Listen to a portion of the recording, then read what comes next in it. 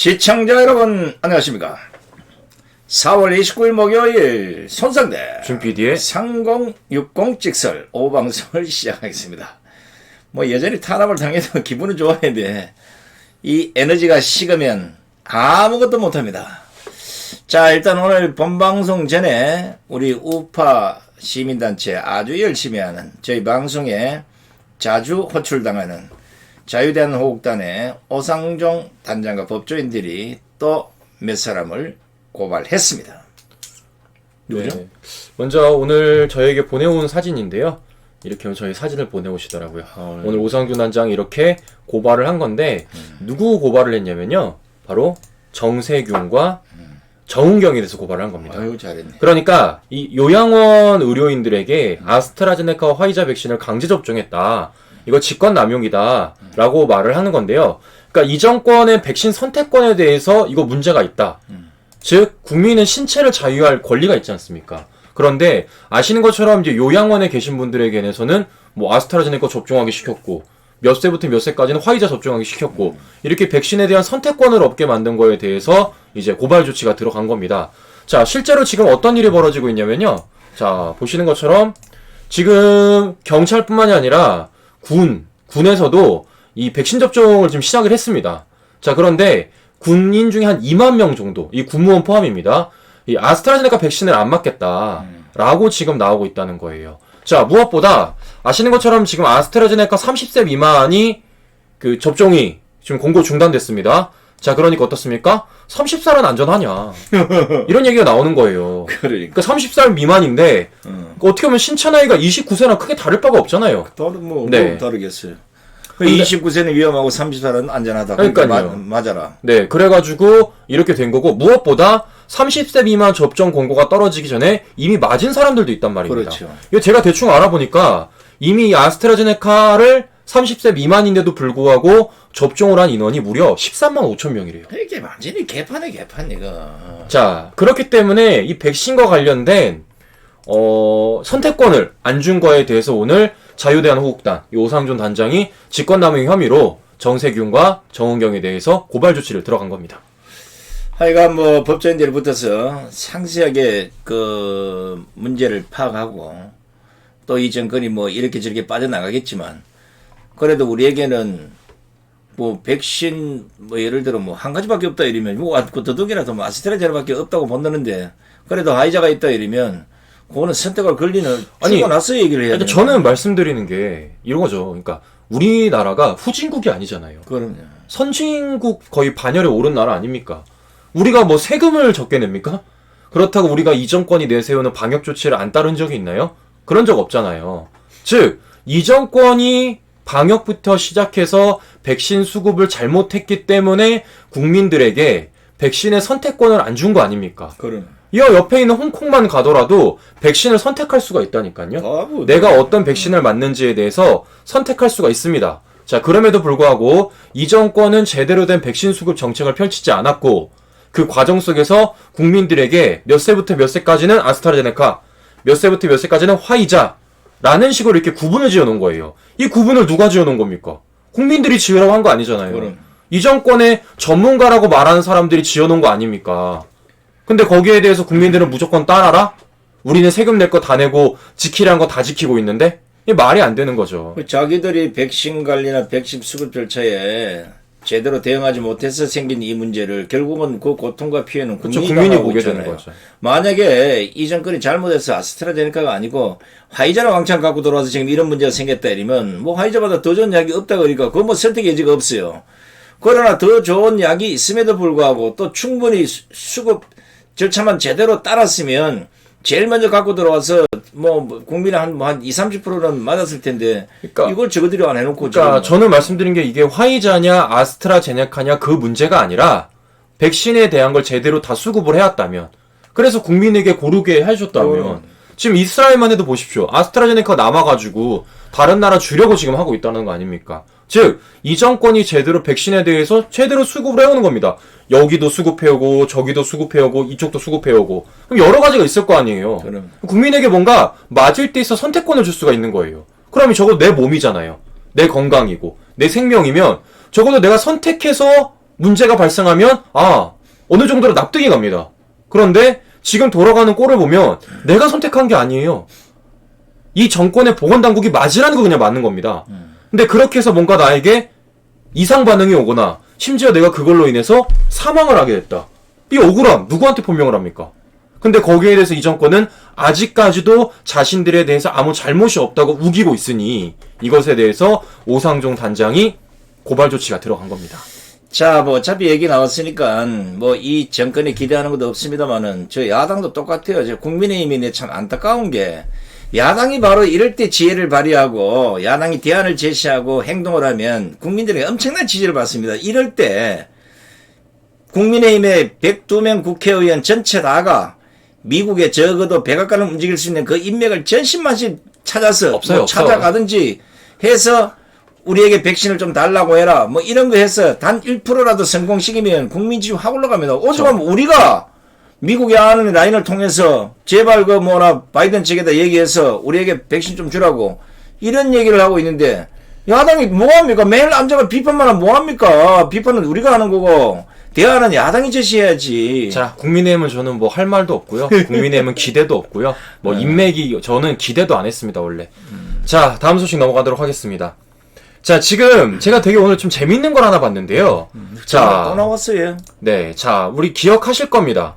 우리 이거 전효관 비서, 전효관 이 사람 기억하실 겁니다. 자, 그러니까 서울시 옛날에 혁신기획관이라고 있고 이 사람이 당시 서울시 혁신기획관에 있을 때 자기가 만든 회사에 50억 일감이 논란이 돼서 문재인이가 감찰 지시를 했죠. 그럼 자, 이 사람이 근데 지금 어디가 있다고요? 청와대에 가 있다 그랬습니다. 문화비서관. 네, 그래서 되게 궁금했던 게 다들 도대체 서울시에서 근무했다는 건 뭐 그렇다고 치는데 어떻게 이 사람이 청와대까지 갈 수가 있었을까? 라는 제가 의문이 좀 들었었거든요. 그럼. 야, 그때 이 사람 인맥이 장난이 아니더라고요. 그래요? 네, 인맥이 장난이 아닌데 일단 첫 번째로 이 사람의 그 이제 동생이 있습니다. 여동생이 누구냐? 바로 전현정이라는 사람이에요. 이 사람이 누구냐면 추미애가 공수처장 후보로 추천했던 사람이라는 겁니다. 이 정도 인맥이 있는 거예요. 이 정도 인맥. 자, 심지어 또 이 사람이 어떤 인맥까지 있냐? 문재인이 마음의 빚을 지고 있다는 조국과도 인맥이 있어요. 그래요? 네. 그럴만 하네. 자, 그러니까 이 사람이 과거에 조국이 만든 서사연이라고 있습니다. 서사연. 이걸로 인해서 같이 활동했던 전력이 있습니다. 이 서사연 아시겠지만 과거에 서울대 뭐 사회학과 경제학과 대학원생들이 주축이 되어서 만든 연구단체로 1991년 연구원이 국가보안법 위반으로 구속되면서 논란이 되기도 했던 그 사건이에요. 뭐 조국 들어가면 다 그렇죠. 네, 그렇죠. 근데 이 사람이 지금 이 정도고 인맥이 있다라는 겁니다. 자, 그럼 왜 이 사람이 청와대에 들어갈 수가 있었는지가 어느 정도 밝혀지겠죠. 자, 그런데 제가 지적하고 싶은 건 뭐 이 사람이 추미애 인맥이 있든 조국 인맥이 있든 중요한 것보다 이러한 사실을 알았을 거 아니에요, 청와대가. 그렇지. 그러니까 이러한 뭔가 비리 혐의가 있을 수도 있다. 이러한 의혹이 있다. 더 나아가서 이런 사람들이랑 친하다라는 걸 청와대가 알았을 거 아닙니까? 그렇지. 자, 모르긴 사람 뽑는데 그거 모르는데 말도 안 되는 소리야. 네. 그런데도 불구하고 이 사람을 청와대에 갖다 넣었다는 건 결국 뭐겠습니까? 이 사람의 능력이 아니라 이 정권의 줄이 됐기 때문에 이 사람을 갖다 썼다. 이런 생각이 들 수밖에 없죠. 우리가 모르는 또 다른 게 있을 수도 있다고 봐야 돼. 그렇죠. 자, 무엇보다 제가 오늘 주목하고 싶은 건 바로 이 사람이에요. 김호란입니다. 자, 오늘 김호란과 관련된 보도가 하나 떴는데 이겁니다. 김호란의 남편이 지금 이 사람 민주당 옛날에 그 출마했었어요. 맞아요. 민주당 출마했었습니다. 자, 이 사람이 2016년 당시에 한 2억 좀 가까이 땅을 산 게 있습니다.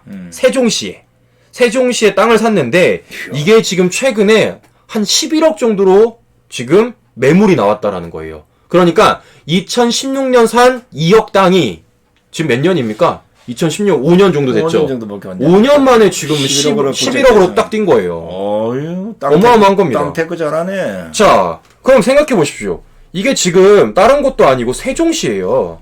그리고 세종시도 그 특혜미가 높은데요. 그게. 그죠? 게다가 이 땅이 어떤 땅이냐면요. LH가 택지 개발로 토지와 집을 수용한 현지인들에게 집을 지으라고 살라고 분양한 토지입니다. 그런데 지금 이곳에 아직 건물을 짓진 않았다라는 거예요. 자, 그러면 중요한 건 이것에 대해서 이 정권이 잘 알고 있을 거 아닙니까? 이거에 대해서. 김호란에 대해서 딱 이제 뭐, 땅 얼마나 가졌는지 나올 거 아니에요. 재산 공개도 했으니까. 그죠? 뭐. 그럼 저게 어쨌든 간에 뭔가 논란이 될 수도 있다라는 걸 이 정권도 알고 있을 거예요. 자, 그런데 더 나아가서 지금 김호란이 과거에 백신과 관련된 얘기를 했을 때 이게 지금 계속 논란이 되고 있고 황당한 얘기만 했으니까. 네, 게다가 이제는 부동산까지도 이렇게 논란이 되는 보도가 나왔다라는 겁니다. 자, 그런데도 불구하고 문재인은 갑자기 난생 처음 만든 방역 정책관이라는 걸 만든 거예요. 방역 기획관. 네. 과거에도 만들지 않았으면서. 과거에 코로나가 지금 벌어진 지가 얼마나 지났는데, 백신을 수급해야 되는 사람인데, 백신을 부정적으로 말한 사람들을 방역 기획관이라고 갖다 놨다는 거죠. 그래서 우리가 되게 의아하지 않았습니까? 자, 그래서 이 사람에게 딱 나온 게 뭡니까? 바로 통역당. 통역당이었습니다. 아버지 기세춘. 그쵸. 기세춘. 통역당이었어요. 자, 그래서 제가 좀 궁금했습니다. 도대체 문재인이가 이 통역당을 얼마나 좋아하는지 제가 좀 궁금했어요. 찾아보니까 야 많더라고요. 보니까. 자, 첫 번째 통역당과 관련된 인물이 한 명이 더 있는데 그 사람이 누구냐? 바로 한명숙이라는 거예요. 한명숙 네. 총리 남편 박성준. 네, 남편 박성준이가 이 통역당 사건과 관련돼 가지고 당시 신영복과 함께 복역했던 사람입니다. 자, 이러니까 이 정권과 참 통역당이 인연이 깊다. 문재인이 한명숙에 대해서 복권을 해주려고 그랬는데 그 남편이 박성준이다. 그리고 통역당 사건에 관련이 돼 있는 기세춘의 딸내미 김호란이도 청와대로 달려가는구나. 이렇게 말을 했던 겁니다. 자, 무엇보다 참 문재인이가 신영복을 참 좋아하긴 되게 좋아하는 것 같아요. 존경한다고 뭐 네. 전세 다 대놓고 얘기를 했는데. 야, 근데 저는 이렇게까지 행보를 벌인 줄은 몰랐었는데 자, 이 보십시오. 이게 문재인 대통령 되기 전이에요. 쫙 가가지고 신영복 선생님의 더불어 정신을 실천하겠다. 그 옆에 이재재도 있는 보니까. 네, 이렇게 딱 이렇게 써놓은 겁니다. 자, 그러니까 신영복의 빈소에 가가지고 저렇게 딱 써놓은 거예요. 그러니까 이 사람은 청와대에 가기 전부터 신영복의 정신을 되게 높게 생각했던 사람입니다. 그러니까 선생님이라 부르죠. 그러니까요. 뭐 정신을 실천하겠다까지 말했으니까요. 근데 이런 사람이 이제 청와대에 가니까 어떤 일이 벌어지느냐. 자, 보십시오. 비서실에 춘풍추상. 춘풍추상. 이게 뭐냐면 신영복이 쓴 글이에요. 춘풍추상. 맞아요. 네, 이거를 비서실에 쫙 돌렸다는 거예요. 집권하자마자. 자, 뿐만 아닙니다. 자, 이거 보십시오, 사진. 보면 김여정이 있죠. 북한 사람들입니다. 이 뒤에 지금 그림 보이실 거예요. 이게 뭐냐면은 바로 신영복의 작품이에요, 이게. 자, 북한 만나는데 이렇게 신영복의 작품을 딱 앞장 세워가지고 만난다. 그러니까 문재인은 어떤 자리만 되면 이 신영복에 대해서 얘기를 하고 싶고 또 신영복과 관련된 뭔가를 계속 내세우고 있는 겁니다. 자, 그런데 더 나아가서 신영복과 관련된 특히 통역당과 관련된 이 인물들에 대해서 굉장히 많은 신경을 쓰고 있다라는 게 이것만으로 딱 보이는 거죠. 자, 그렇다면 어떤 걸까요? 지금까지 문재인이 인사했던 사람들이 정말 능력 있는 사람들이었을까? 그게 아니라 단순히 문재인과 연이 있는 사람 또는 이 문재인 세력과 뭔가 연이 있는 사람들이 이렇게 한 자리씩 들어간 게 아닌가라는 생각이 들 수밖에 없는 거죠. 아버지가 됐든 할아버지가 됐든 뭐 집안에 무슨 약간 빨간색 묻혀 있는 사람들 있다 그러면 아마 그런 거 제일 좋아했겠지. 그리고 이 정권 뭐 다 뒤져보면 전부 조상들 다 비슷비슷해요. 그러니까 문재인이가 우리가 사실 통영당의 간첩 사건 아닙니까 이게.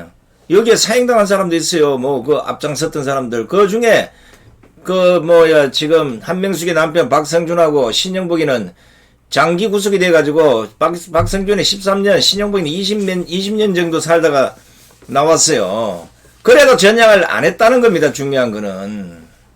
자, 무엇보다 더 대박인 거는 얼마 전에 문재인이 술을 먹었던 그 관저에도 신영복의 깨어있는 시민, 이 액자가 걸려있다는 겁니다. 보시면 아시겠지만 좌파들이 자주 말하는 게 있어요. 깨시민이라고. 깨시민. 제가 보면 여기서 나온 것 같아요. 맞아. 네. 자, 이거를 문재인의 자기가 먹고 자는 관저에까지 갖다 놨다.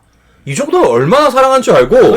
네, 이것만 보더라도 김호란이를 왜 청와대에 데려고 왔는지가 전 딱 보이는 것 같아요, 이제는.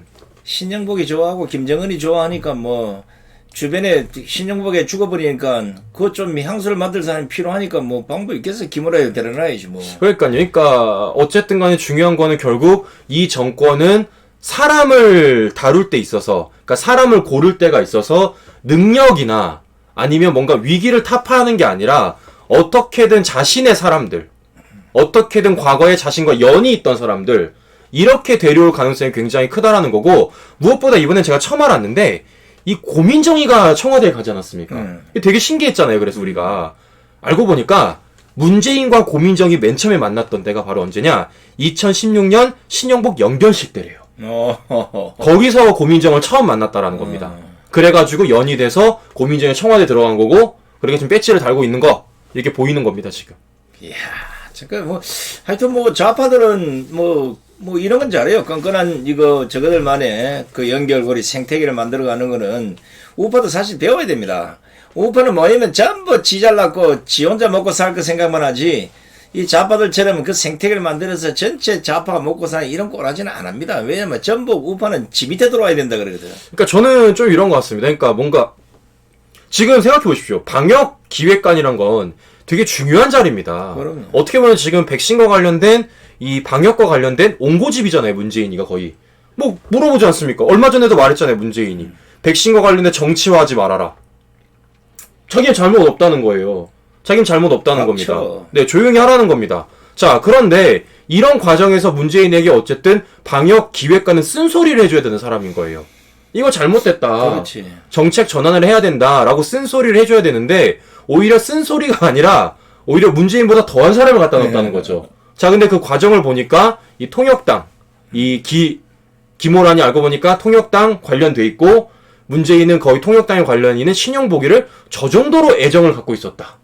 즉, 이 정권이 지금 내세우는 이 인사들은 하나같이 다 뭔가 연줄이 닿거나 또는 문재인이 과거에 뭔가 생각했던 사람들에 대해서 인선을 펼치는 것 뿐이다라는 겁니다. 이러니까 지금 이 나라 인선이 개판으로 들어간다는 말이 나올 수밖에 없는 거죠. 문재인이가 아마 뭐 김호란이보다는 기세춘에 대한 아마 그 연민의 정이 있을 거라고 보는 거고, 왜냐면 신영복을 좋아한다, 존경한다 보니까 기세춘에 대한 뭐 그게 있을 거고, 더더욱이나 자신의 출생 비하가 아직도 제대로 밝히지 않았으니까 우리가 보기에는 똑같은 성향의 사람들이 아닌가 이렇게 생각할 수밖에 없는 거 아닙니까? 지금 왜냐하면 역사적으로 봐도 단절을 하고 가야 될 사람들을 자꾸 주변에 끌어모으는 이런 이유가 국가를 위해서 인재를 끌어모았다면 우리가 박수를 보내죠. 여기서 방송에서 잘한다고 그래야죠. 네. 그런데 대부분이 다 국가를 말아먹는 반대적 성향을 사람을 갖고 있잖아요. 아니 김호란이가 뭐라고 했습니까? 백신과 관련해서 전부 뚱따지 같은 국민과 정 반대되는 얘기만 했는데 그거 제일 잘났다고 갖다 덜커덕 뽑아놓잖아요. 그보다 더 잘난 사람이 이재갑도 있어요. 근데 왜 이재갑은 안 데리고 가고 저기를 데리고 가냐고요. 자, 우리 키키타님이 고민정이 그때 왜 신영복 연결식을 갔나요? 공중파 아나운서 텐데 그 자리는 의심스러운 자리잖아요. 고민정이 그때부터 종북이었던 증거인가요? 우리 제가 하나 말씀드리면요. 예전에 저 방송해드린 적이 있었는데 고민정이는 어느 정도냐면요. 우리 저기 미국 대사관 넘어간 친구들. 대진년도 인정하는 사람입니다. 그러니까 학생 때부터 이제 그 옛날에 뭐 이렇게 좀, 그러니까 아무튼 그런 단체가, 그런 좀 모임이 있었어요. 학생 때부터. 그때부터 되게 유명했던 사람으로 제가 알고 있거든요. 그렇게. 즉 그렇기 때문에 그 자리에 고민정은 진짜 당연히 원래 가는 사람이었고요. 그 자리에 가서 문재인을 만났던 거고, 둘 간에 뭐 어떤 얘기가 있었는지는 모르겠지만 어쨌든 간에 그 연으로 문재인을 만나서 2017년에 갑자기 의도치 않게 청와대 대변인으로 들어갔고, 그거 연으로 지금 배지 달고 있다라는 겁니다. 우파적 DNA는요, 하루아침에 그 가서 문재인 만났다고 바로 좌파되고 이런 거 없습니다. 네. 그러니까 보시면은 고민정의가 갑자기 떴다는 거에 대해서 의아하신 분들이 많은데 이게 우연이 아니다. 그럼. 네, 절대 우연이 아니다. 그러니까 제가 미리 말씀드리지만 좌파들은 갑자기 감투 씌우는 게 없습니다. 절대 갑자기 안 씌워요. 그럼. 다 조직하에, 그 조직하에서 순서가 있어요. 순서하에 딱 그렇게 감투를 씌워줘요. 이게 좌파들의 생태계입니다. 우파들은 좀 다르죠. 우파들은 어쨌든 간에 자신들의 세력 안에서 또는 자기에게 뭔가 유리한 사람을 갑자기 데려올 수는 있겠지만 좌파들은 절대 안 그럽니다. 좌파들은 진짜 자기들 세력 아래, 자기들이 키운 사람들 아래, 그렇게 순서에 따라서 감투를 씌우는 게 좌파들이기 때문에 지금 민주당 내부에서나 이 정권 내에서 갑자기 이 사람이 왜 감투를 쓰지? 얘가 갑자기 왜 배치를 달지? 얘 갑자기 청와대에 왜 들어갈까? 이게 우연일치가 아니라는 거예요. 다 거미줄처럼 엮여 그렇죠. 근데 중요한 건 뭘까요? 그게 우리 국민들의 고통으로 돌아온다는 거예요. 결국은. 그러니까 정말 중요한 사람이나 정말 능력 있는 사람을 갖다 쓰는 게 아니라 제가 보여드린 것처럼 전여관 이 사람만 하더라도 뭔가 연이 있는 것 같으니까 그렇지. 이렇게 쓰는 거고 김호라만 하더라도 기세춘의 딸내미기 때문에 이런 연으로 쓰는 게 아닌가라는 생각이 들 수밖에 없는 거죠. 이게 말이죠. 아마 책을 잘 못 보신 분들이 있을 텐데 북한 진영에 따라 움직이는 남측 사람들 이런 책이 백과사전만큼 이 두꺼운 책이 있어요. 거기 보면 좌파들의 계보도가 다 그려져 있습니다. 네. 근데 그걸 보면 하나같이 어딘가는 다 연결이 돼 있다는 거예요. 좌파가 지금 이 정권에서 뭐 손상되고 아무리 잘하는데도 저를 데려다 쓰겠습니까? 그러나 좌파들은 인물이 잘나고 못나고 없어요. 하여튼 그 아버지가 됐든 할아버지가 됐든 조상이 누가 되더라도 공헌도만 있다 그러면 불러다가 자리주고 먹고 살게 만들어준다는 겁니다. 그러니까 뭐 좌파들이 항상 말하는 게 있지 않습니까? 뭐 기득권 세력.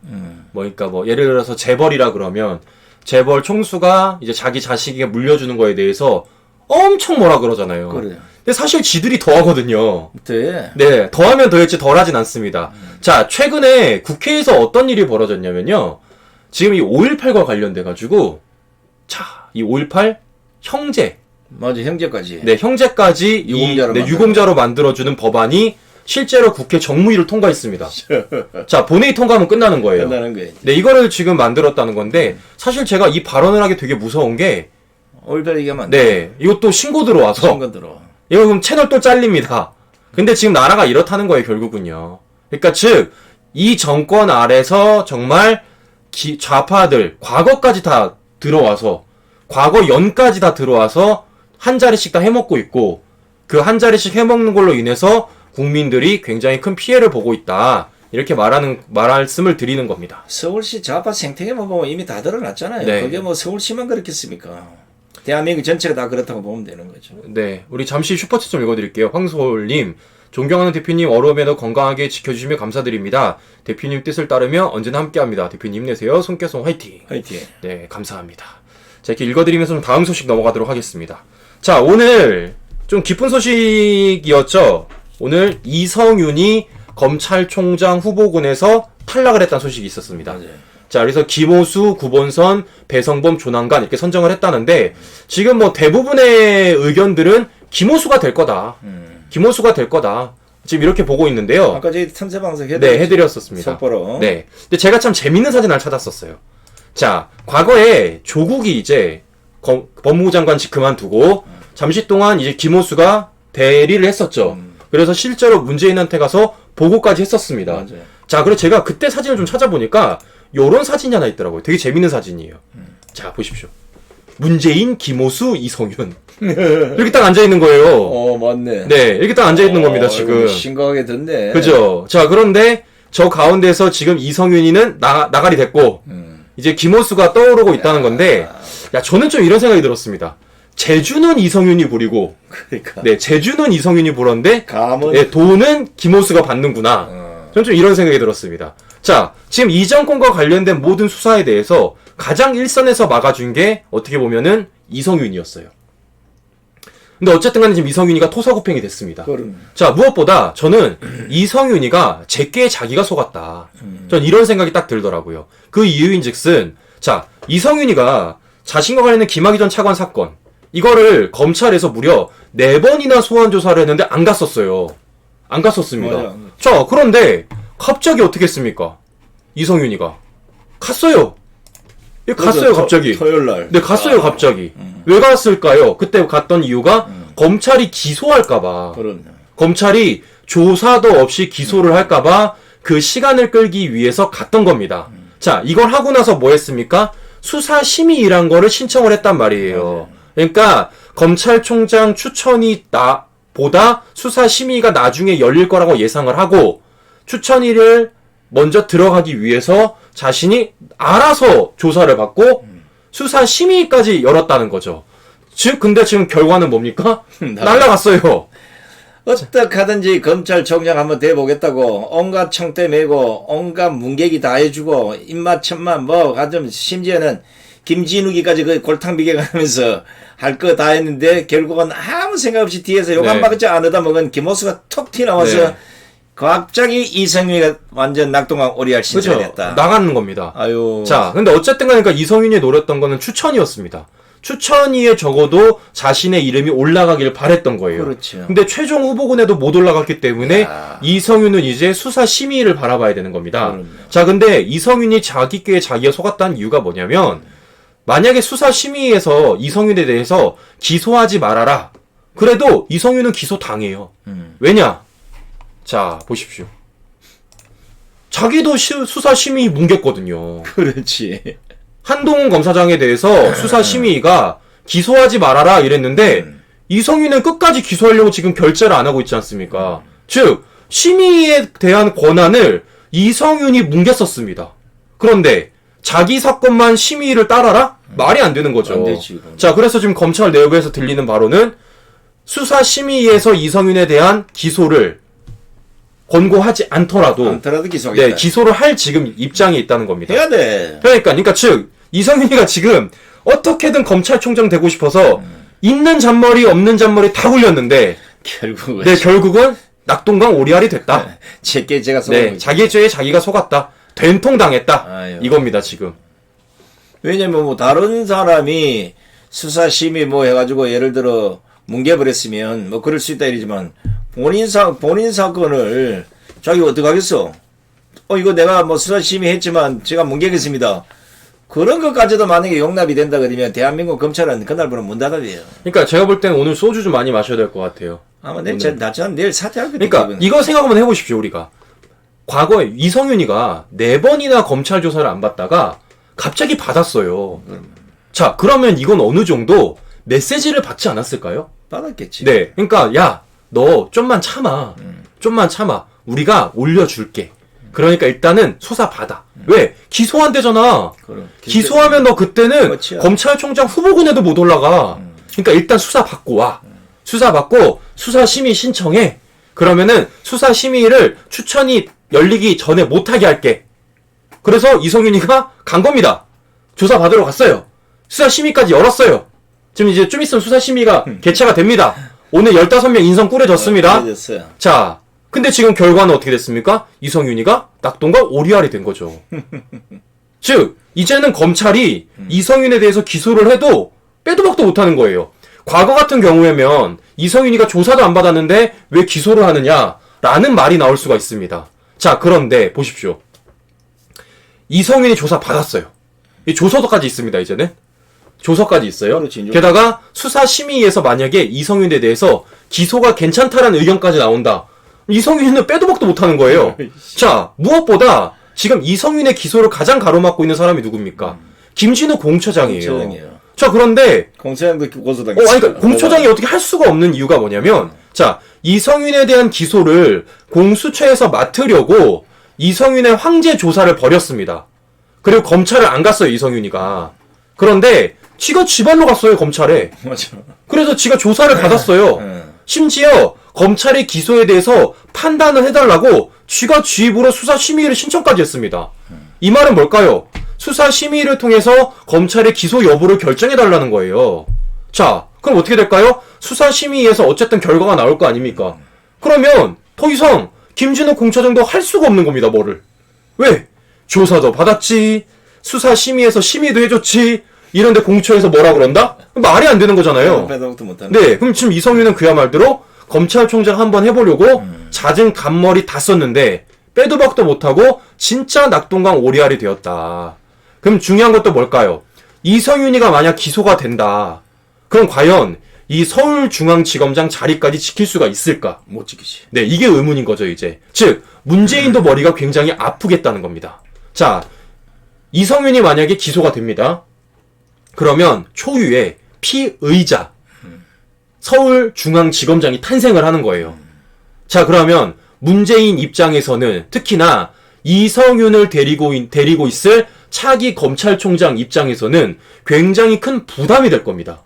즉, 차기 검찰총장이 뭐 김호수가 될지 누가 될지는 모르겠지만 어쨌든 그 사람은 이성윤을 되게 큰 부담감을 느낄 거고 그럼. 아마 이성윤에 대해서 잘라라 아니면 좌천이라도 시켜라 라는 말이 정말 많이 나올 거예요. 자, 그러면 과연 그 과정에서 이성윤이 어떻게 될지 이 지켜보는 것도 제가 보면 관전 포인트 중에 하나가 될 것 같습니다. 그렇죠. 뭐 이성윤이 뭐 자업자득인데 공수처로 넘겨서 사실 뭐 공수처 어떻게 해주기를 기다렸으면 검찰가 조사를 받지 말았어야 되는 거고. 근데 결국은 자기가 야 이 판국에 뭐 공수처라도 검찰총장이라도 한번 해야 되겠다 하니까 그거 하려고 했죠, 그러니까 지금까지. 할 수 없이 내가 조사를 받고 이 꼼수 저 꼼수 항제 꼼수 뭐 다 부렸는데 결국은 오늘 후보군에 못 들어갔습니다. 오늘 회의를 그 박상기 법무장관 잠깐 인터뷰만 보니까 오늘 분위기도 화기애애했고 뭐 표결하고 서로 얘기하는데 아무런 충돌이 없었다 그래요. 그러니까 이미 박상기 전 법무장관이 알았는지 뭐 아니면 위에 지시 내려왔는지 모르겠지만 이미 그쪽 분위기는 이거는 이성윤은 끝났다. 이런 분위기 하에 그게 열렸지 않겠나 싶습니다. 그러니까 지금 제가 알기로는 이렇게 지금 이성윤이가 찬성 과반표를 못 얻었다고 합니다. 그러니까 9명의 추천위원 중에서 5명 이상의 찬성표를 얻어야 되는데 그러지. 이성윤은 못 끈 거예요. 못 얻은 거지. 못 얻은 거예요. 그러니까 부담스러운 거죠. 추천위 내에서도. 추천위가 그냥 뭘 좋다고 이성윤에 대해서 해줍니까? 이 정권 초기도 아니고. 자, 그렇기 때문에 지금 아까 말씀드린 대로 차기 검찰총장이 누가 될지는 모르겠지만 어쨌든 뭐 김호수가 된다는 얘기가 좀 지배적이긴 한데 어떻게 될지 모르겠지만 과연 이성윤의 앞길을 어떻게 할 것인지 이건 좀 끝까지 한번 지켜보는 것도 좀 관전 포인트 중에 하나고 굉장히 재밌을 것 같아요. 이것도. 이제 뭐 흔히 말로 제가 다녀온 서청대 입학생들 쫙 원서 쫙쫙 돌아옵니다 지금. 그러니까 이게 선을 넘어서면 너무 큰 거예요. 네. 그러니까 선을 좀 어느 정도 지켰어야 되는데 너무 논란을 만들었죠. 생각해 보십시오.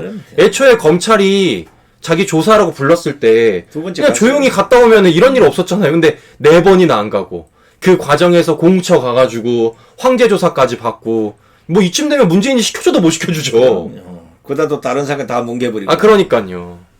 자, 다음 소식 가보도록 하겠습니다. 자, 얼마 전에 이 양정철이 지금 귀국을 했다는 얘기가 딱 나왔습니다. 네, 미국에 있다가 3개월 만에 귀국을 했는데, 그래서, 도대체 양정철이 왜 귀국을 했을까라는 얘기들이 정말 많이 나왔었어요. 자, 지금 알려진 바에 따르면 양정철이, 거의 뭐, 이 정권 내에서는 거의 뭐, 나가리 냈다. 뭐 이런 얘기가 있습니다. 손혜원이가 얘기 잘했잖아요. 네, 그래서 손혜원이 뭐 양정철에 대해서 제가 좀 보여드릴게요. 양정철에 대해서 얘기를 했었는데 비판 많이 했지 그때. 네. 와, 이상한 사람처럼 몰았다고. 그러니까 이렇게 말했었죠. 네. 양정철 문이 완전히 쳐낸 사람 이렇게 말했습니다. 그러니까 뭐 양정철이 뭐 진짜 문재인의 오른팔인 것처럼 얘기를 했는데 사실은 그게 아니다. 원래부터 이 정권 초기 때부터 문재인이 내쳤던 사람이다. 이렇게 말을 하는데 제가 좀 이 관련된 얘기들을 좀 들어봤더니 이겁니다. 그러니까 양정철은 약간 문재인과 자신이 좀 파트너십으로 좀 생각을 했다라는 거예요. 그러니까 좀 동일하게. 동의를 쓰네. 네. 근데 문재인은 그게 아니었다는 거죠. 어쨌든 미테라였다는 겁니다. 근데 이게 안 맞는 거예요. 그러니까 그 과정에서 또 문재인의 부인인 김정숙과도 뭔가 마찰이 있었다는 거예요. 그래서 이 정권 초기에 나간 겁니다. 생각해 보십시오. 문재인의 킹메이커라면 양정철이에요. 맞아. 삼철 중에도 제일. 근데 보시면 그 삼철 중에서 혼자만 관직을 못 맡았어요. 지금까지. 네, 혼자만 못 맡았어요. 그러니까 이상한 거잖아요. 아까 보여드린 대로 이 정권에 어떻게든 연이 있는 사람들은 한 자리씩 다 해주는 게 문재인인데 양정철만 안 줬다라는 거죠. 즉 양정철이 그야말로 문재인으로부터 나가리가 됐다. 이런 얘기가 들려오는데 자, 그 과정에서 양정철이 미국을 떠나버린 겁니다. 아무것도 안 주니까. 4.15 총선 고전에 이제 민주연구원장 하나 잠깐 맞아요. 선거에 써먹고 아무 자리도 안 주고 이제 그 이후에 바로 이제 또 대통령 비서실장 자리가 있었는데 그것도 안 주니까 떠났어요. 네. 그때 이제 그 노영민이 나가고 나서 그것도 안 주니까 떠나버렸습니다. 자, 그래건데 3개월 만에 돌아왔다는 거예요. 그럼 도대체 왜 돌아왔을까? 가에 문재인 보고 돌아왔을까? 라는 생각을 했을 때 지금 들리는 얘기가 이재명 때문이다. 이재명. 그러니까 이재명이 양정철에게 SOS를 보냈다는 겁니다. 완전 원수과풀로 돌아왔네. 자, SOS를 보냈다는 건데, 자, 오늘 이재명이가 어떤 걸 했냐면 제가 보여드립니다. 민주평화광장이라는 전국 조직을 내달 12일 날 깃발을 올린다는 거예요. 그야말로 대선판에 본격적으로 나가겠다라는 거죠. 자, 본격적으로 나가겠다는 겁니다. 자, 그런데 여기에 굉장히 의아한 인물이 하나가 등장을 해요. 자, 누가 등장을 하느냐? 바로 조정식이라는 겁니다. 조정식. 네, 이 조정식이가 누구냐면 지금 배지 안 달고 있습니다. 떨어졌구나. 네, 떨어졌습니다. 자, 이 사람이 전직 의원이에요. 근데 이 조정식을 우리가 좀 유심히 봐야 되는 이유가 뭐냐면 이 사람이 이해찬이가 민주당의 대표로 있을 때 정책위원장을 맡았던 사람이에요. 즉 이해찬과 굉장히 결을 같이 했던 사람이라는 거죠.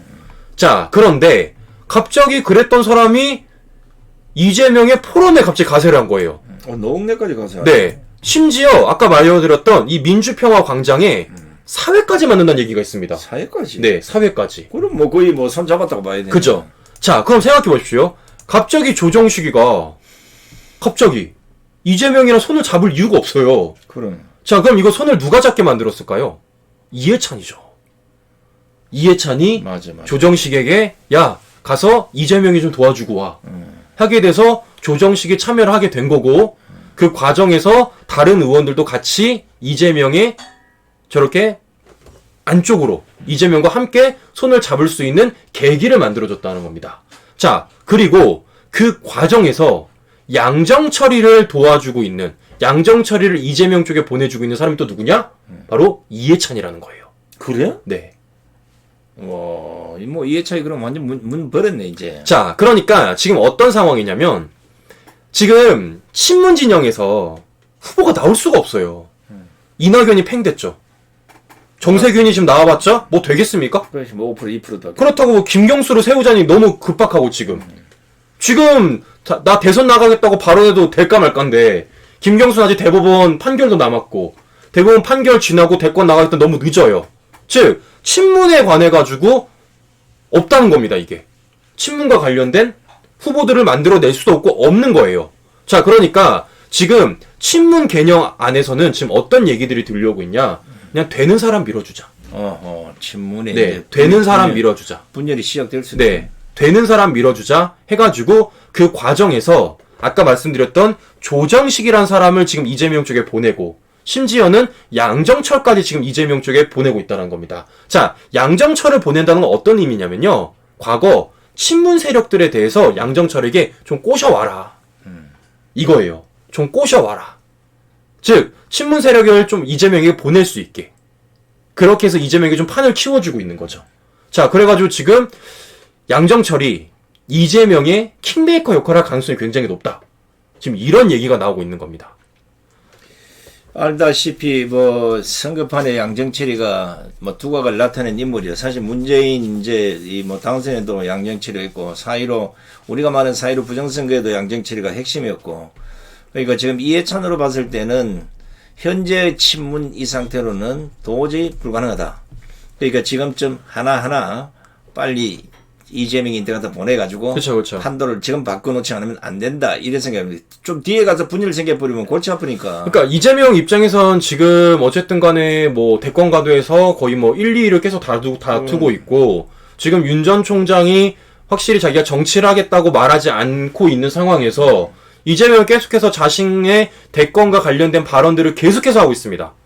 뭐 자기가 지금 내세우고 있는 뭐 기본소득과 관련돼서도 지금 계속해서 얘기를 하고 있고 청년 정책과 관련돼가지고 계속 얘기를 하고 있어요. 즉 나는 대선에서 이런 걸 하겠다라는 걸 지금 경기지사 배지 달고 있지만 그걸 계속 내세우고 있는 겁니다. 자, 이런 가운데 이재명의 가장 리스크가 뭐였습니까? 바로 친문이에요. 친문. 즉 당내 경선에서 자신이 이겨야지만 어쨌든 대선에 나올 수 있는 거 아닙니까? 즉 친문을 자기가 민주당 달고 나오려면 친문을 끌어들여야 되는 거예요. 자, 근데 그 과정에서 이해찬이가 연결다리를 해주고 있고 소위 문재인을 대통령 만들어줬다는 사람들을 하나하나씩 다 연결주고 있는 겁니다. 그리고 그 과정에 양정철이가 지금 포함이 되어 있다는 거예요. 아이고, 이제 끝났네. 자, 그래가지고 지금 과연 이 판이 지금 어떻게 될 것인지. 자, 그럼 여기서 우리가 주목해야 할 건 강성 친문 세력들이죠. 그래. 과연 이 강성 친문 세력들이 이해찬이 깔아놓은 판에 참여를 할 것인가? 아니면 따로 살림을 꾸릴 것인가? 이걸 우리가 지금부터 봐야 될 건데, 자, 중요한 건 전 양정철이라는 인물 때문입니다. 이 사람이 굉장히 장난질을 칠 가능성이 굉장히 높아요. 자, 양정철과 함께 과거에 거론됐던 인물 중에 한 명이 누구였냐면 윤석열 전 총장이었습니다. 뭐 만났다. 맞아. 뭐 둘이 연이 있다. 그래서 뭐 어떤 말까지 나왔습니까? 양정철이 윤석열 총장이 뭐 킹메이커가 될 수도 있다. 이런 말이 나오는데, 즉 지금 양정철이 뭔가를 윤석열 총장과 관련되어서 뭔가 좀 흘릴 수도 있다. 그렇지. 그래서 대선판을 진짜 완전히 안개판으로 만들 수가 있다. 이렇게 됐기 때문에 우리는 좀 더 명확하게 이 대선판을 바라봐야 된다는 겁니다. 자, 그래서 제가 항상 말씀드리는 게 뭐예요? 윤 전 총장 입장을 좀 밝히시라. 밝혀야지만 얘들이 장난질을 못 친다. 이렇게 말씀을 드렸던 겁니다. 좌파들은 없는 말도 만들어낼 수 있어요. 지금 뭐 선거철 되면 대부분 뭐 이번에 여러분 알다시피 그 뭐죠 그거? 테러가모, 네. 생태탕, 뭐 거기에 올라가면 김대엽이 사건, 뭐 병풍 수도 없이 선거 때마다 유언비어가 터져 나오는데 양정철이가 이미 만난 거 세상이 다 아는데 그때 만났는데 뭐 이런 얘기 하던데 그거 아닙니까? 이거 터져버리면 윤석열만 끄는 거 내려버리면 그냥 저거는 다 된다고 다 생각하는 끝나버리는 거죠. 그러니까 말씀드리는 것처럼 지금 민주당은 벌써부터 대선판을 그리고 있고 그럼요. 지금 어쨌든 간에 제가 볼 때는 지금 들려오는 소문과 기사들을 봤을 때 이해찬과 어느 정도 민주당 세부 내력에서는 되는 놈 밀어주자. 그렇지, 그게 바로 이재명이다. 즉 이들 간에 뭔가 소통이 있고 이들 간에 뭔가 거래가 있을 가능성이 굉장히 높고 그 과정에서 과연 문재인이 또 어떻게 어떤 행동을 보일지 또 어떤 거래를 할지 우리는 여기에 좀 집중을 해봐야 된다. 안 그러면 진짜 다음 대선 힘들 수도 있다. 지금 어떻게 보면 우리가 되게 쉽게 생각하고 있습니다. 왜? 이재명이랑 문재인이랑은 안 맞다. 친문과 이재명은 결국 싸울 것이다. 결국 민주당은 자중질환으로 망가질 것이다. 라고 생각을 하는데 그게 아닐 수도 있다라는 거예요. 즉 이거를 지금 붙여주기 위해서 누군가가 작업을 치고 있다라는 겁니다. 그리고 그 판을 지금 이해찬이라는 사람이 만들고 있고 그 판을 플레이를 시키기 위한 양정철을 지금 플레이어를 꼽았다는 거죠. 즉 이 과정에서 과연 이 사람들이 어떤 작당들을 벌일지를 우리는 유심히 지켜봐야지만 다음 대선에서 우리가 뭔가를 생각할 수도 있다라는 건데 정말 저는 위기를 생각해야 될 게 뭐냐면요. 제가 계속 말씀드리는 게 뭐였습니까? 좀 지겹도록 이제 말하는 것 같아요. 윤 전 총장님께서 좀 입장을 밝히셔라. 어떤 노선인지를 확실하게 이게 말씀을 드리지 않습니까? 자, 왜냐? 갑자기 이 상황에서 윤 전 총장이 우리가 전혀 생각하지 않은 다른 얘기를 해버립니다. 갑자기 안 하겠대요. 그렇지. 한 발이 네, 거예요. 안 한다거나 아니면 우리가 바라는 말을 안 해줘요. 우리가 원하는 바에. 약간 공멸이야. 그래. 네, 그렇게 되면은 우리는 없어요, 후보가. 후보가 없어요. 후보가 없는 겁니다. 그럼 이 대선 어떻게 치러질까요? 끝나는 거예요, 이미. 끝나는 거예요, 그냥. 갑자기 이 상황에서 누군가를 만들어내긴 너무 힘들어요. 너무 힘듭니다. 자, 그럼 우리는 끝나버리는 겁니다. 지금 보십시오. 제가 말씀드린 대로 민주당 내부에서는 벌써부터 이재명을 지원해주기 위한 이런 사전작업된 모습들이 보여주고 있다라는 거죠. 근데 지금 보십시오. 국민의힘 내부나 국민의힘 밖에 있는 정치인들은 윤 전 총장 하나 두고 지금 내 쪽으로 와, 네 쪽으로 가지마 라고 서로 다투고 있어요. 근데 지금 윤 전 총장이 아무런 입장을 표명하지 않은 채로 이런 게 지속이 돼버린다? 자, 그럼 저는 진짜 큰 위기라고 생각하거든요. 진짜로. 갑자기 이 상황에서 누군가를 띄워주기도 되게 힘든 상황이에요. 그렇기 때문에 우리가 민주당이 내분이 일어날 거다. 결국 이재명과 친문 세력이 다툴 거다. 이런 아니한 생각을 하는 것보다 일단 먼저 민주당이 어떻게 하는지도 중요하겠지만 우리가 누군가를 지지할 때 어떻게 지지를 해야 될지에 대해서도 한번 생각을 해봐야 된다. 마냥 누군가를 그냥 될 거다. 해주겠지. 나올 거야. 라고 생각하면 진짜 우리가 큰 코 다칠 수도 있다. 진짜 이성윤만큼이나 우리가 낙동강 오리알이 될 수도 있다. 투표를 아예 하러 가지도 못할 수도 있다. 찍어줄 사람이 없기 때문에. 자, 이런 일이 벌어질 수도 있다는 겁니다, 지금. 이게 아마 저희들이 윤석열 총장 여론조사에 이름이 올라오기 시작했을 때부터 소장TV에서 줄기차게 했던 얘기였습니다. 야권 후보 공동화 현상이 생길 수 있다. 윤석열이라는 1, 2등 하는 윤석열 후보를 내비두고 야권은 계속해서 전부 다가 7%, 8% 선에서 다 멈추고 있을 것이다. 이건 뭐 작전상 그래 갈 수도 있어요. 그러다가 어느 날 갑자기 윤석열 대표가 여당 후보로 나오거나 아니 만약에 안 나온다고 돼버리면 그러니까요. 진짜 어휴. 작업을 해서 못 나오게 만들어버리면 왜냐면 가족 리스크가 있죠. 또 검찰총장에 있을 때 누군가를 만들어내면 그냥 뭐 프레임 말레 들어가면 끝나는 거예요. 자, 이런 리스크를 안고 있기 때문에 그 작업을 해버리면 결국은 윤석열만 제껴버리면 야권은 누가 나와도 안 되는 거예요, 이거. 그러니까 제가 말씀드리는 게 그렇기 때문에 윤 전 총장님을 지지하시는 분들이 오히려 물어보셔야 된다, 오히려. 아니, 빨리 해라. 아니, 그러니까 기다리라고 말씀하시는 분들이 정말 많으세요. 기다리라고. 근데 저는 급해요, 좀 마음이. 저쪽은 이미 가동되어 네, 저는 너무 급해요, 마음이. 혹시나 안 한다 그럴까봐. 아니면 혹시나 다른 말 할까봐. 그러면 진짜 방법이 없습니다, 그때는. 지금 대선 1년도 안 남았습니다. 근데 갑자기 누군가를 띄운다? 이거 안 되는 거예요. 지금요, 이재명이가 아까 뭐라고 무슨 출범한다 그러잖아요. 네. 민주모험가 하는데.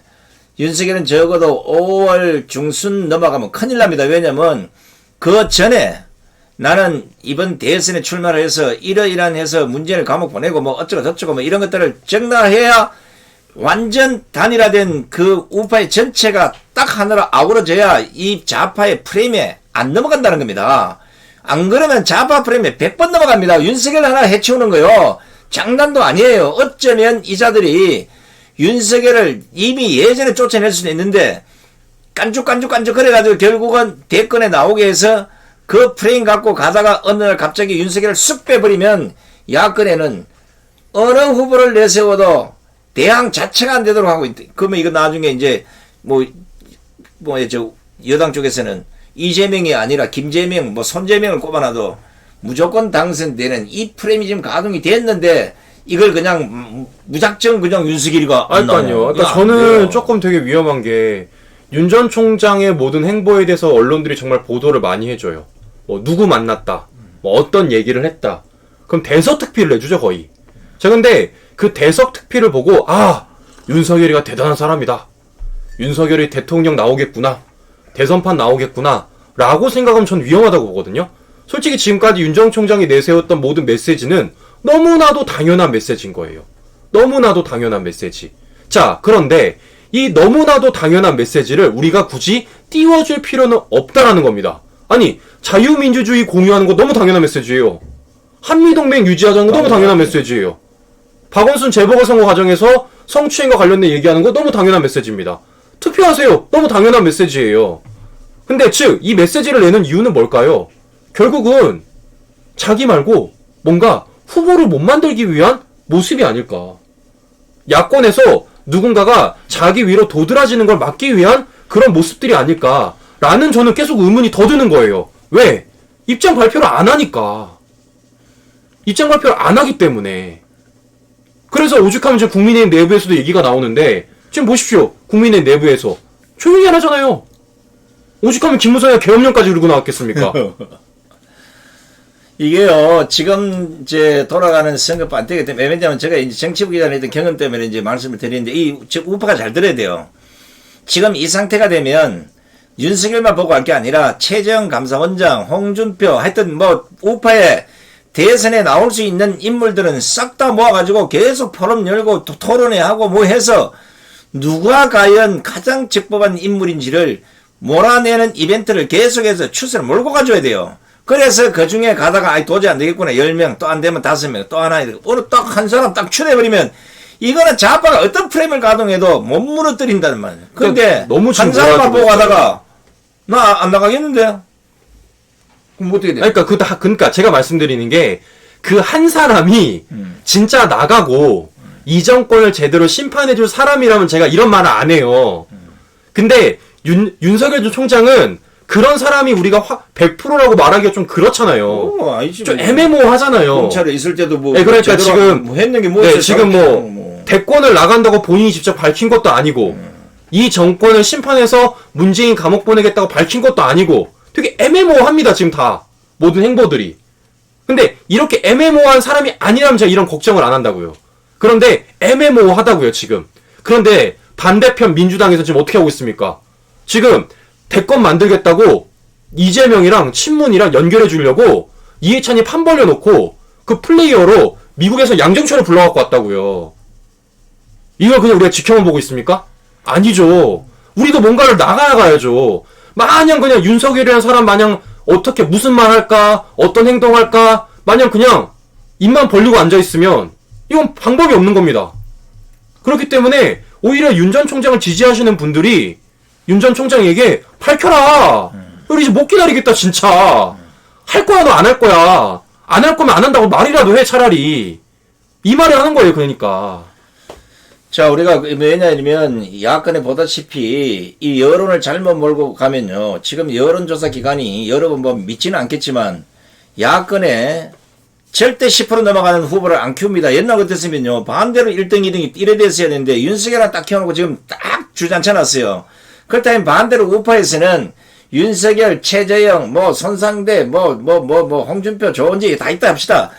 누구를 문제가 돼서 친애더라도 결국은 그 한 사람 때문에 모든 우파가 한쪽으로 올인할 수 있다는 이 분위기를 만들어주지 못하면 나중에 후보 공동화 현상 때문에 그만 앉아서 진다고 선거해볼 필요도 없이 바라보던 한 사람이 예를 들어 아이고 나 도저히 뭐 정치 못하겠습니다.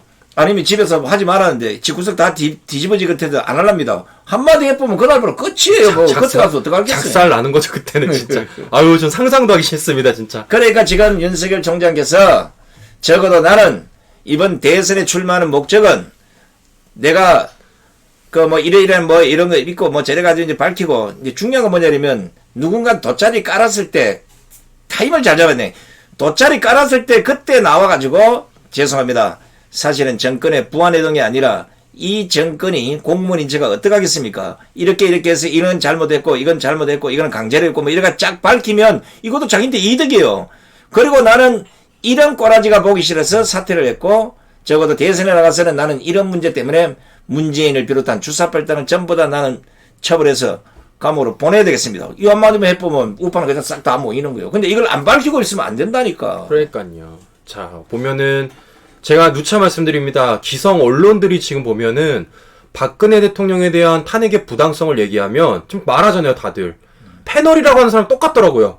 도로 새누리당, 도로 친박당, 법치주의 위반, 뭐 무시, 뭐 과거로 회귀한다.